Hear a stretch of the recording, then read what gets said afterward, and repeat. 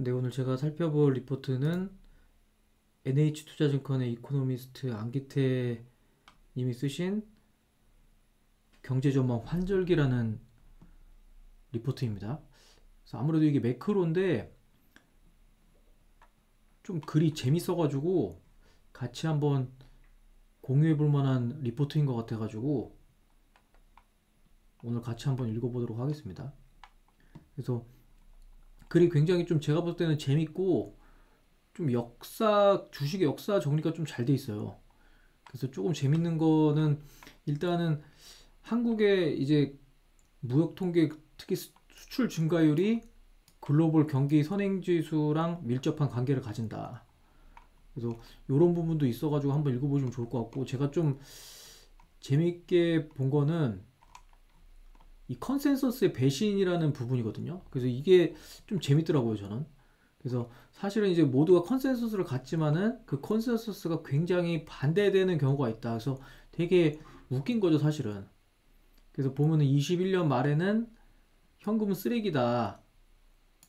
캐시 스트레시라고 해놓고서는 정작 2022년이 되자마자 현금이 왕이다라고 변했다. 그래서 이게 진짜 사실 주식시장이 거의 뭐 한 4개월, 5개월 이렇게 확 진짜 바뀐 거는 처음 보는 것 같아요. 그래서 연말의 전망이 다음에 봄이 되면은 오히려 정반대가 된다. 그래서 이런 거는 좀 재밌는 것 같아요. 그래서 2008년 말하고 9년에도 침체 전망했는데 오히려 경기 선행지수 반등하고 디플레이션 심화될 줄 알았는데 달러 약세랑 반등하고 경기 확장이 지속될 것 같았는데 미중 무역 전쟁으로 안 좋고 뭐 코로나 당연히 예측을 못했고 그것도 기준금리가 이제 뭐 인플레이션 일시적이다 해가지고 동결할 줄 알았는데 오히려 인플레이션 크게 일어나고 전쟁도 일어나고 그래서 이런 걸 보면은 참 주식에서 예측을 한다는 게 얼마나 참 웃긴 일인지를 알 수가 있을 것 같아요. 그래서 매크로를 이제 저도 사실은 뭐 그렇게 보진 않는 편이지만 그래도 최근에는 좀 보니까 어떻게 돌아가는지 알기에는 좀 좋은 것 같습니다. 그래서 뭐 너무 빠질 필요는 없고 한 10% 정도 시간 날 때 공부하시는 게 좀 좋을 것 같아요. 기업에 집중하다가. 그래서 첫 번째가 이제 좋은 배신인데 좋은 배신 이제 러시아 우크라이나 전쟁이 단기간에 해결되는 게 이제 거의 컨센서스잖아요. 그래서 이게 이제 반대가 됐으면 당연히 이제 좋은 거죠. 전쟁이 끝나는 거니까.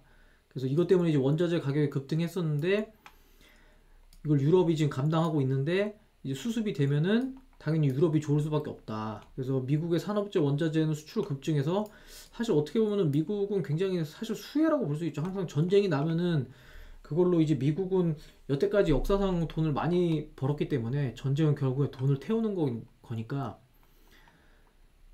그다음에 두 번째는 나쁜 배신입니다. 그래서 이게 제가 볼 때는 좋은 놈, 나쁜 놈, 이상한 놈 그걸 약간 패러디 하신 것 같아요. 그래서 2023년에는 이제 물가 상승률이 둔화될 거라는 게 전망이 사실 뭐 거의 다 왔잖아요. 그래서 인플레이션 전망값을 보면은 거의 다 이제 내려갈 거라고 생각을 하는데 오히려 이제 확대될 가능성도 있다. 사실 이게 제일 안 좋은 시나리오죠.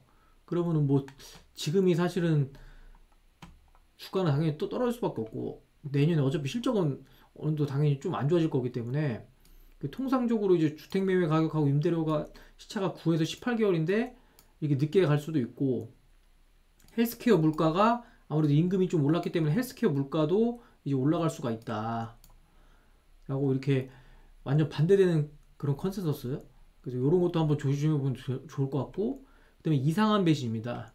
그래서 이상한 배신은 사실 이제 파월이 계속 태도를 변화했기 때문에 이걸 달성해도 이게 재검토가 될 수 있다는 거예요. 그래서 사실 이것도 더 안 좋겠죠.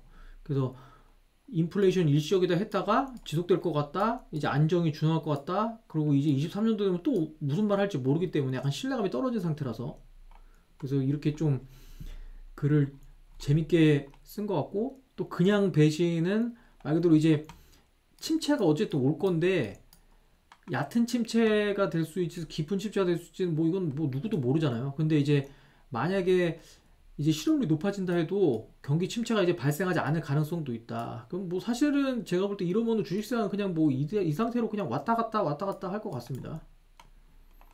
그래서 어쨌든 좋은 점도 있고 나쁜 점도 있는데 누구나 예측할 수는 없지만은 뭐 이런 거를 좀 알아두면 좋을 것 같아요. 그 첫 번째는 이제 러시아 우크라이나, 두 번째는 인플레이션이 혹시나 안 떨어지는지, 그다음에 어떤 페드의 태도 변화, 그다음에 실업률이 높아져도 이제 경기 침체가 안 올 수가 있다. 왜냐면은 아무래도 임금 같은 게 좀 탄탄하고 한국도 사실 고용률은 나쁘지 않거든요. 그리고 소비가 어느 정도 살아 있어서 저는 이제 어떤 차별화된 소비가 일어날 거라고 생각을 하고 있어요. 왜냐면은 뭐 절대적으로 사람들이 다 안 좋은 건 아니기 때문에 어느 정도 사실 돈이 있기 때문에 코로나 전보다는 사실은 어쨌든 자산이 더 있는 상태라고 저는 생각을 하거든요. 그리고 또 재밌는 거는 이제 페드의 기준금리 인상의 끝에는 누군가의 위기가 있었다. 그러니까 위기가 꼭 나쁜 게 아니라는 겁니다. 그러니까 저희도 이제 코로나 때 사실 겪어봤지만, 그래서 이게 역사가 좀 잘 돼 있어가지고 좀 재밌더라고. 이렇게 역사를 공부할 수 있는 게 좀 좋으니까.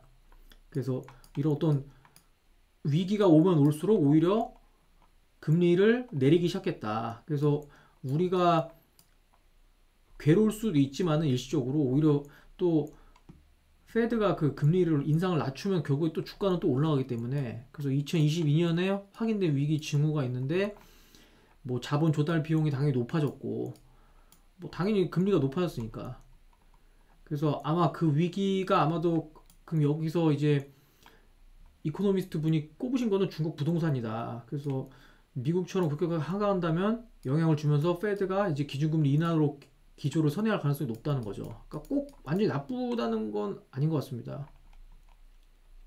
물론 단기적으로는 당연히 안 좋겠죠. 주식은. 그래서 뭐 기준금리보다 다른 대책도 우선하는데, 그래서 우리나라를 보면은 이제 큰 흐름에서 본 정책의 변화입니다. 그래서 이런 것도 뭐 정리가 잘 돼 있어가지고 뭐 대공황이 왔다가 정부가 개입하고 뭐 인플레이션이 와가지고 금리를 인상시키고, 그래서 사실은 뭐 지금이 1980년대 상황이죠. 저도 뭐 겪어보지는 못했지만, 그래서 이때 서브프라임 모기지 때문에 이게 왔고, 이제는 이제 인플레이션 이러한데 과연 뭐가 올 거냐인데 지금 뭐 금리 인상을 이때처럼 하고 있는 거니까. 그래서 기업의 대응이 어쨌든 중요한데, 일단 내년도 성장성은 좀 떨어지는 게 좀 안 좋은 것 같아요. 그거 생각하면은 주식시장이 뭐 크게 오르기는 쉽지는 않아 보이고, 그래서 어쨌든 근데 기업의 투자가 늘어난 시기는 사실 금리가 낮은 시기가 아니라 진짜로 보면 이제 비용 절감이 절실하거나 급성장할 때 그게 된다. 그래서 약간은 여기서 이제 한국의 그런 뭐라고 해야 되나, 애국 정신까지 아니겠지만 한국을 좀 좋게 보는 시각이 나옵니다. 그래서 중국보다는 미국에서 투자 확대가 예상이 되고, 그거에 따라서 한국이 오히려 대응을 잘하면 기회가 될 수 있다. 그래서 중국을 배제한 세계화 전환을 전망하고, 그래서 한국 입장에서 당장은 중국의 저성장 국면에 진입하니까, 그러니까 중국은 참 저희한테는 되게 이게 좋은 점이고 나쁜 점이 있으니까 어려운 것 같아요. 저희는 어쨌든 수출하는 국가이기 때문에, 그래서 장기적으로 이제 글로벌 공급망 개편 과정에서 중국 제조업이 한국 제조업 성장을 따라잡는 속도가 느려지니까 그거에 따른 반사 이익을 누릴 수도 있다라고 약간은 이제 희망적인 얘기로 이제 끝을 내게 됩니다. 그래서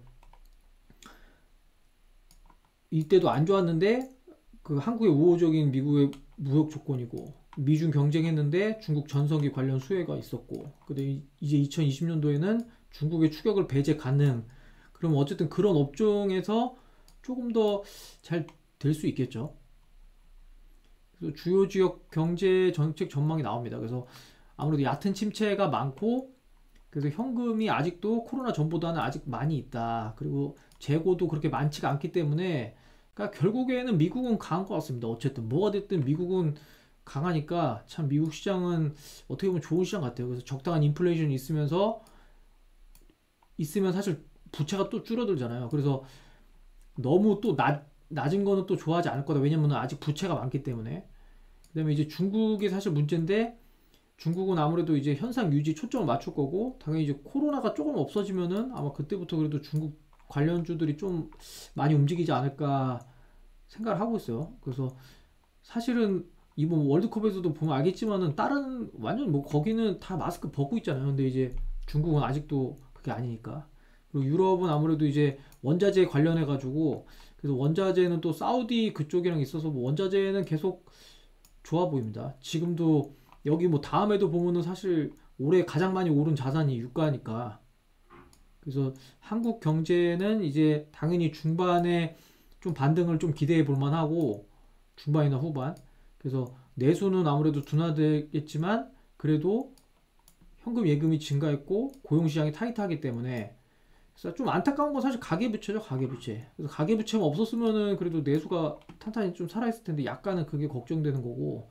그래서 아무래도 우리는 기준금리 인상이 조금씩 우리는 따라서 올릴 수밖에 없으니까. 그래서 고용과 통화 지표로 볼 때 거시적 문제라기보다는 특정 산업에 미치는 문제가 될 수 있다. 그래서 뭐 고용이 완전히 나쁘진 않기 때문에, 그래서 뭐 주가가 뭐 급격히 하락하는 것도 저는 없지 않을까. 그래서 왔다 갔다 할 것 같다라고 여기도 이제 말을 해주는 것 같아요. 그 성장성을 보면은 안 좋은 것도 있고, 그 대신 뭐 모든 기업이 나쁜 건 아니니까. 그래서 저는 어쨌든 어쨌든 이런 임금이 살아있어가지고 차별화된 소비도 있고, 뭐 튼튼한 기업은 충분히 튼튼하다고 생각합니다. 그래서 너무 뭐 매크로 이슈에는 휘말릴 필요가 없으니까. 그래서 여기 보면은 당연히 한국 수출은 떨어질 수밖에 없어요. 그게 좀 안타까운 거죠. 그래서 우리는 수출 국가니까. 그래서 이거를 감안하셔가지고 저도 감안해서 과연 얼마큼 이 밸류에이션을 잘 매길지. 그래서 사실은 계속적인 그 밸류에이션 싸움이 될 것 같아요. 또 워낙 여러 가지 이슈가 있으니까. 그래서 이것도 좀 글이 길긴 한데 나머지도 한번 읽어보시면 좋을 것 같아가지고 간단하게 한번 같이 정리를 해봤습니다. 그래서 컨센서스와 좀 반대될 수가 있다. 러시아, 우크라이나, 인플레이션 안 떨어질 수도 있다. 그다음에 페드의 태도 변화, 그다음에 꼭 경기 침체가 안 올 수도 있기 때문에 그런 것도 보고, 만약에 중국 부동산이 터져도 잘 버텨서 만약에 금리 인상이 끝나면은 오히려 더 좋을 수도 있고. 그래서 고용은 아직도 튼튼하기 때문에 소비가 좀 살아있다라는 게 이 글의 요지인 것 같습니다, 리포트에. 그래서 나머지도 괜찮으니까 한번 좀 읽어보시는 것도 시간이 있을 때. 그래서 매크로는 뭐 적당히 하고, 이런 리포트로 기업에서 또 좋은 기업을 열심히 찾는 게 목표라고 생각하시면 될 것 같아요. 네. 그래서 이만 마치도록 하겠습니다.